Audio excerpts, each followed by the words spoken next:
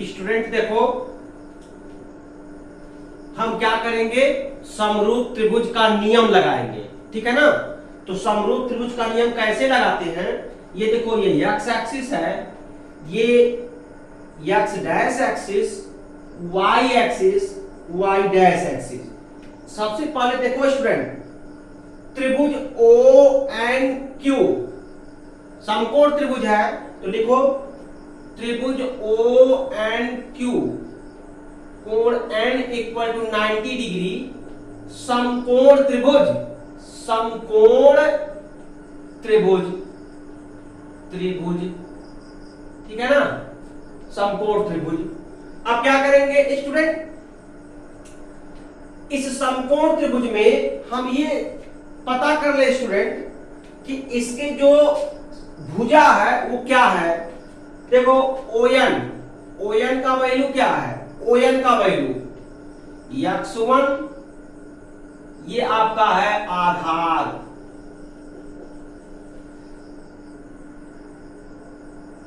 NQ y1, ये आपका हो जाएगा लंब, लंब। और आप भली बात जानते हो स्टूडेंट, जो कोण बनता है, कण और आधार के बीच में कोण बनता है। तो अब देखो, इनमें से O cube O N, O cube O N के बीच में कोण बन रहा है, तो ओ क्यू और ओएन दोनों में से ये देखो कि ओएन और ओ क्यू में कौन बड़ा साइड है, कौन सबसे बड़ी भुजा है। तो ओएन और ओ क्यू में देखने से पता भी चल रहा है ओ क्यूब सबसे बड़ी भुजा है।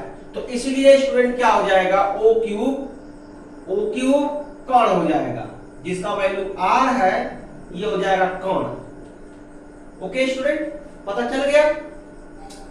अब हम क्या करेंगे, समरूप त्रिभुज का नियम लगाते हैं, यानी त्रिभुज, त्रिभुज O M P, O M P समरूप है किसके,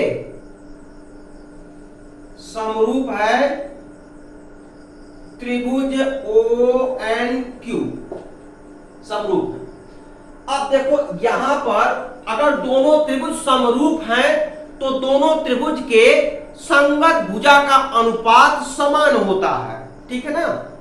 तो अब इनके संगत भुजा का अनुपात समान कर लें। तो अब देखो स्टूडेंट, यहां पर यही टर्निंग पॉइंट है, इसके संगत भुजा को पहचानो। अगर कंबाइन फिगर में दिक्कत हो रहा है तो थोड़ा सा रफ वर्क कर लो। तो मान लो स्टूडेंट हम रफ वर्क करें, तो ये आपका हो गया O M P, O M P. अब देखो स्टूडेंट, ओ एन क्यू बनाओ, तो यहां से देखो मैं बना भी रहा हूं, यो ओ एन क्यू, अलग अलग बनाकर समझा रहा हूं संगत भुजा पहचानने के लिए। देखो O N P, O N Q, सबसे बड़ा त्रिभुज देखो ओ एन क्यू, छोटा त्रिभुज क्या है ओ एम पी। यही दोनों त्रिभुज समरूप हैं तो इनके संगत भुजा का अनुपात समान होगा, यह नियम लगाएंगे। तो देखो स्टूडेंट, ओएम का संगत ओएन हो गया, पीएम का संगत एन क्यूब हो गया, ओपी का संगत ओ क्यूब होगा ना। तो देखो जो सबसे बड़ा त्रिभुज है उसका भुजा पहले लेते हैं। तो देखो मतलब दोनों भुजा एक दूसरे के संगत होंगे, मतलब ओएन का संगत ओएन, ओएन का संगत ओएम, समझ रहे हो ना। ओएम का संगत भुजा ओएन हुआ, ओएन का संगत भुजा ओएम हुआ, ठीक है ना।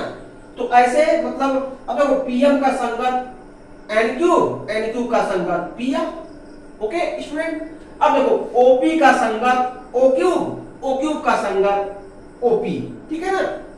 मतलब दोनों एक दूसरे के संगत भुजा होंगे, समझ रहे हो ना। दोनों एक दूसरे का मतलब क्या, ओपी का संगत ओ क्यूब, ओ क्यूब भुजा का संगत ओ क्यूब भुजा का संगत ओपी, ठीक है ना, ये होता है। तो अब समरूपता का नियम लगाओ ना, तो लगाओ ON, ON, ON upon OM, OM is equal to N Q upon PM, PM is equal to O Q upon OP।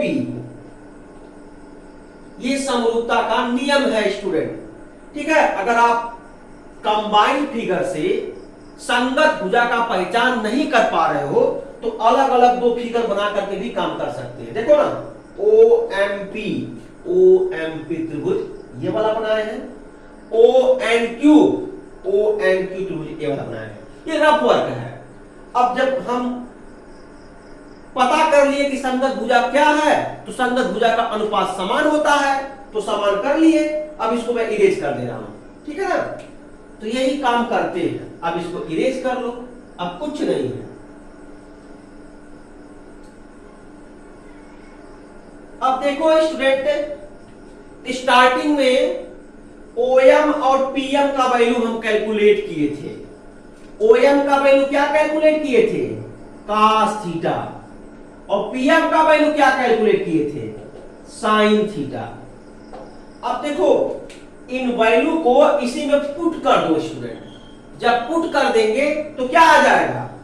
देखो ON का वैल्यू क्या है? ON का वैल्यू x1 है, तो यहां पुट करो तो x1 बटे cos थीटा हो गया, is equal to n cube का वैल्यू y1, तो y1 बटे PM में sin थीटा। यही देखते हैं स्टूडेंट, sin थीटा हो गया, is equal to O cube का value r upon OP means क्या? OP का जो वैल्यू है स्टूडेंट 1 होगा ना। क्यों? क्योंकि इकाई वृत्त है। इकाई वृत्त का मतलब जिसकी त्रिज्या 1 मात्रक, जिसका केंद्र मूल बिंदु, पढ़े हो ना, तो वही इस्तेमाल हम यहां कर देंगे 1। अब इसको सॉल्व कर लो, ये हो गया x1 by cos theta equal to r, y1 by sin theta is equal to r, ठीक है। तो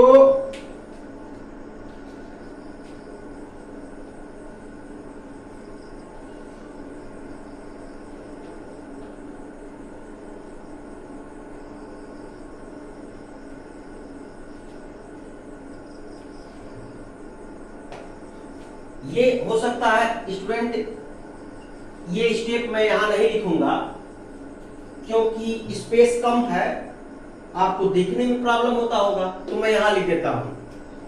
तो x1 by cos theta is equal to r, y1 by sin theta is equal to r। Cross multiplication कर लो, तो x1 equal to r cos theta, y1 equal to r sin theta, ठीक है ना स्टूडेंट। ये समझ में आया? ये इक्वेशन पा गए। ये इक्वेशन कहां से मिला? इस दोनों त्रिभुज में समरूप त्रिभुज का नियम लगाए हैं, तब ये इक्वेशन मिला। स्टूडेंट, जब मैं वीडियो बना रहा था तो वीडियो में मेरा ये बात रिकॉर्ड नहीं हुआ। ऐसा नहीं कि हम छोड़ दिए थे, छोड़े कुछ नहीं थे, टोटल मैं एक्सप्लेनेशन कर दिया था। तो मेमोरी फुल हो गया था मेरे मोबाइल का, जिसके वजह से इतना एक्सप्लेनेशन छूट गया था। तो इसलिए मैं अलग से इस टॉपिक का जो छूटा हुआ पोर्शन था उसका वीडियो में बनाया हूं, ठीक है ना। तो अब देखो, ये x1 equal to r cos theta, y1 equal to r sin theta. जैसे स्टूडेंट, मैं वीडियो में जितना मैं एक्सप्लेनेशन किया था, जितना रिकॉर्ड हुआ था, वो सेव करके मैं आपके व्हाट्सएप पर या कॉलेज के ग्रुप पर सेंड किया था। अब स्टूडेंट, उतना ही अगर आप एग्जाम में लिख दो तो ऐसा नहीं कि आपका नंबर कट जाएगा, कुछ नहीं कटेगा। अगर आपको पता है स्टूडेंट कि इन दोनों त्रिभुज में समरूपता का नियम लगा देंगे, तो समरूपता का नियम लगाने पर यह रिजल्ट आएगा। अगर आपको पता है तो उस रिजल्ट को डायरेक्ट भी यूज करके आप त्रिकोणमितीय फलन को परिभाषित कर सकते हो, उसमें नंबर नहीं कटेगा, ठीक है ना। लेकिन फिर भी मैं अलग से वीडियो बनाकर सेंड किया हूं, अलग से वीडियो बनाऊंगा और इस अलग से वीडियो बना करके ग्रुप पर सेंड करूंगा, जिससे कि कॉन्सेप्ट आपको पता चल जाए कि x1 = r cos theta, y1 = r sin theta कैसे आया, ठीक है ना स्टूडेंट। तो बस स्टूडेंट आज के लिए इतना ही। अगले लेक्चर में स्टूडेंट हम जो त्रिकोणमितीय फलन समझाए हैं, sin थीटा = लंब बटे कर्ण, cos थीटा = आधार बटे कर्ण, tan थीटा = लंब बटे आधार, और इसके जो व्युत्क्रम फलन है sec theta, cosec theta, cot theta, इनका जो वैल्यू मैं निकलवा दिया था, इसी को हम कहते हैं त्रिकोणमितीय फलन। इनका वैल्यू कैसे हम याद रखेंगे, एक शॉर्टकट टेक्निक बताएंगे, वह उस टेक्निक के तहत हम जो है स्टूडेंट आप लोगों को ये जो फार्मूला है वो याद करवा देंगे, ठीक है ना। अब वो टेक्निक यही है, लाल बटे कक्का। लाल बटे कक्का कहा भी जाता है, लाल बटे कक्का जो पढ़ लिया वह त्रिकोणमिति में पक्का, ठीक है ना। तो वही लाल बटे कक्का जो शॉर्टकट ट्रिक है, उसके माध्यम से हम ये बता देंगे कैसे sin थीटा बराबर लंब बटे कर्ण, cos थीटा बराबर आधार बटे कर्ण, tan थीटा बराबर लंब बटे आधार कैसे होता है, कैसे उसको याद रखेंगे, उसी शॉर्टकट ट्रिक से हम आपको याद करवा देंगे, ठीक है ना। बस स्टूडेंट बस यहीं तक। इसके बाद में अगले लेक्चर में शॉर्टकट ट्रिक बताएंगे और कुछ त्रिकोणमितीय सर्वसमीका के बारे में समझाएंगे। Okay student, thank you.